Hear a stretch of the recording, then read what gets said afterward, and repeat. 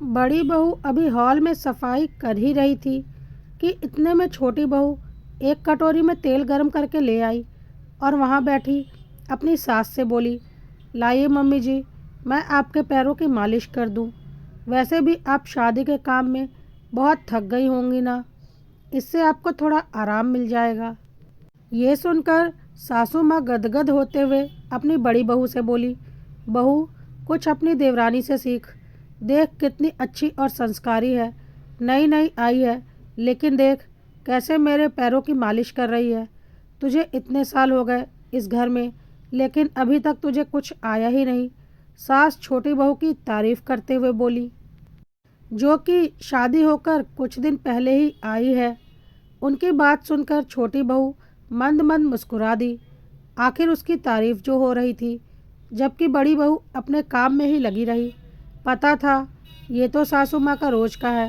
पहले पड़ोसियों से बहू की तुलना करती थी, अब खुद की छोटी बहू से तुलना कर रही हैं। आखिर उसे तो देखते हुए 5 साल हो चुके हैं। उसे तो आते ही घर की सारी जिम्मेदारियां दे दी गई थीं, जबकि छोटी बहू को तो अभी जिम्मेदारी से काफ़ी दूर रखा गया था। अब ऐसे में वो पैरों की मालिश कर भी दे तो क्या। दूसरे दिन छोटी बहू चाय नाश्ते के साथ सासू माँ के सामने हाजिर थी। उसे देखकर सासू माँ ने कहा, अरे बहू, तू चाय नाश्ता लेकर क्यों आ गई? अभी तो तेरे आराम करने के दिन है, अभी से कहाँ काम में लग रही है।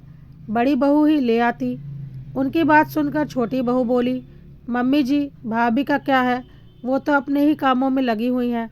ऐसा नहीं कि गर्मा गर्म नाश्ता तैयार है तो वो ही परोस दे। बस बच्चे को लाड लड़ाते हुए तैयार कर स्कूल भेजने में लगी हुई हैं। कितना समय व्यर्थ हो रहा है, इसलिए मैं आपके लिए नाश्ता ले आई। और फिर सासू माँ के पास नाश्ता रखते हुए बोली, मम्मी जी, मैं जब से आई हूँ तब से देख रही हूँ कि आप अपनी सेहत का बिल्कुल भी ध्यान नहीं रखती हो। आज से आपको नाश्ता और खाना टाइम पर देने की जिम्मेदारी मेरी है। यह सुनकर सासू माँ गदगद हो गईं और बड़ी बहू को सुनाते हुए बोली, देख, इसे कहते हैं सेवा भाव। तूने तो 5 साल में मेरी सेवा कभी इस तरह से की नहीं। मेरे नाश्ते खाने का भी ध्यान नहीं रखा। कुछ सीख अपनी देवरानी से। बड़ों की इज्जत कैसे की जाती है वही तुझे बताएगी। लेकिन इस बार भी बड़ी बहू ने कोई जवाब नहीं दिया और अपने कामों में ही लगी रही। आखिर उसे अपने बेटे को टाइम से स्कूल जो भेजना था, पर मन ही मन सोचने लगी कि एक बार छोटी बहू के भी बच्चे हो जाने दो, उसे भी पता चल जाएगा। इधर सासू माँ नाश्ता करने लगी और उधर छोटी बहू मान मनुहार करके उन्हें खिलाने लगी। 2 दिन बाद छोटी बहू अपने मायके गई। जब वहाँ से लौट कर आई तो सासू माँ के लिए तोहफे खरीद कर लाई थी।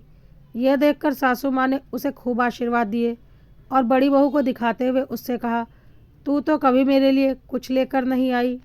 देख तेरी देवरानी को, परिवार में रहना जानती है, बड़ों का सम्मान करना जानती है, और एक तू थी जो पलट कर जवाब दे देती थी, कभी हमारे लिए कुछ ढंग का लेकर नहीं आई। सही कहा मम्मी जी, मतलब आप भी मानती हैं कि मैं आपके लिए सामान तो लेकर आई हूँ, पर वो आपके अनुसार ढंग का नहीं था। अब बताओ आप ही, जब आप मेरे मुंह पर ही मेरे लाए हुए तोहफे की बुराई कर देती थी, तो भला मेरा आपके लिए तोहफा लाने का मन कैसे होगा? बड़ी बहू ने पलट कर कहा। बड़ी बहू, अपनी गलती तो तू कभी मानती नहीं है, बस पलट कर जवाब देने को तैयार रहती है। अगर मैंने पलट कर जवाब नहीं दिया होता तो आज आपकी प्यारी छोटी बहू पलट कर जवाब दे रही होती, क्योंकि आपको बहू की लाई हुई सभी चीज़ों में कमियां ही नज़र आती थीं। बड़ी बहू ने कहा तो सासू माँ तुनकते हुए बोली, बड़ी बहू, तुम्हें बिल्कुल भी तमीज़ नहीं है क्या? तुम छोटी बहू के सामने ऐसे कैसे मुझे पलट कर जवाब दे रही हो?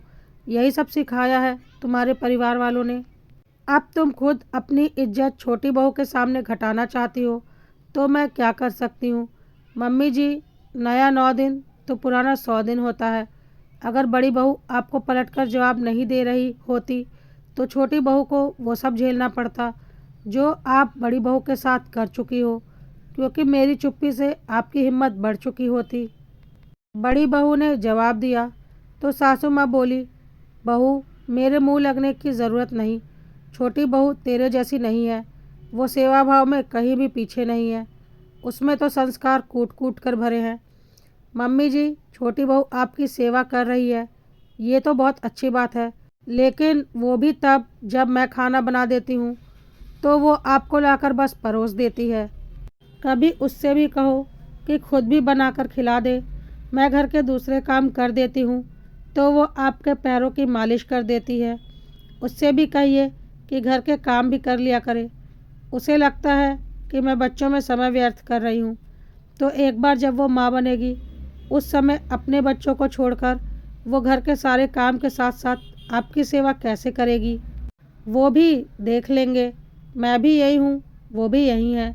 मुझे तो कुछ भी तैयार नहीं मिलता था, मुझ पर तो आते ही सारी जिम्मेदारियाँ डाल दी गई थी, जबकि यहाँ कम से कम मैं हूँ तो सही जो घर के अधिकतर काम निपटा देती हूँ।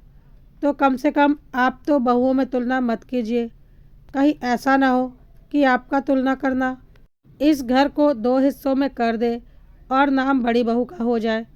बड़ी बहू ये कहकर अपने कमरे में चली गई।